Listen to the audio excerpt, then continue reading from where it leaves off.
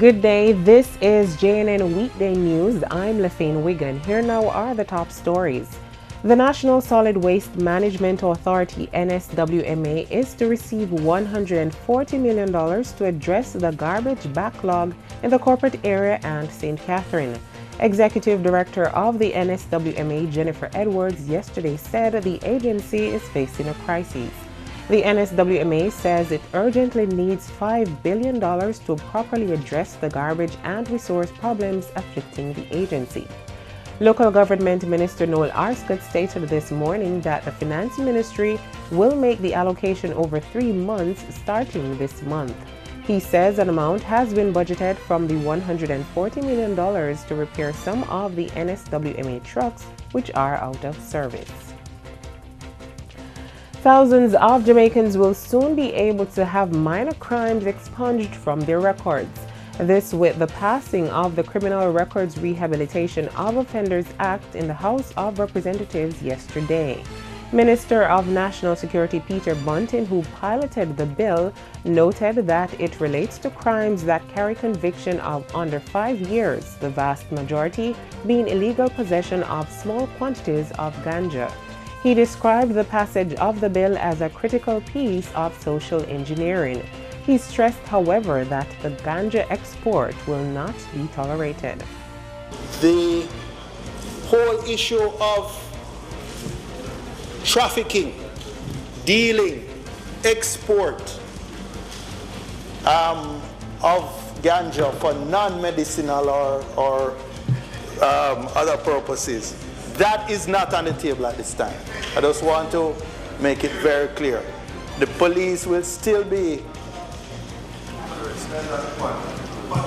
vigorously enforcing the law and our obligations under various international treaties.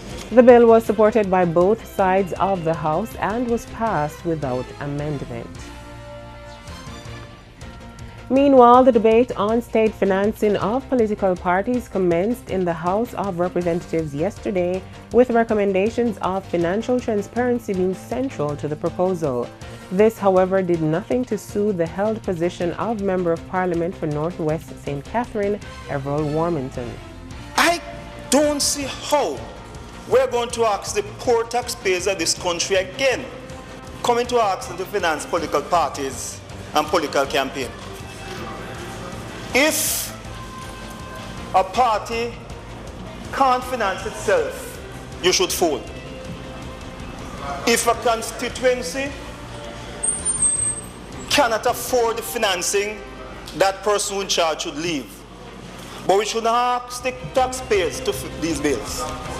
In his response, Member of Parliament D.K. Duncan pointed to what he described as a dangerous type of populism which could derail the process of deepening our democracy.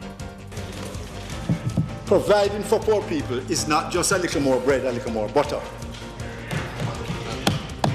Providing for poor people is also providing for the raising the level of their consciousness about their and lifting and empowering them about their capacity to be leaders, to take their own decisions about whether they want to be poor or not.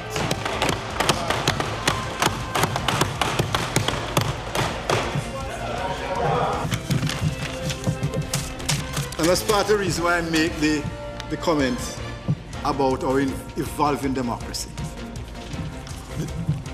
Those of us who can't react even with criticism about change and accept the force of principled discussion and argument will not last long in a parliament of this kind. The debate will continue next week. Protest action taken by health record workers at some hospitals and health centers across the country has led to a delay in the service offered to those seeking treatment.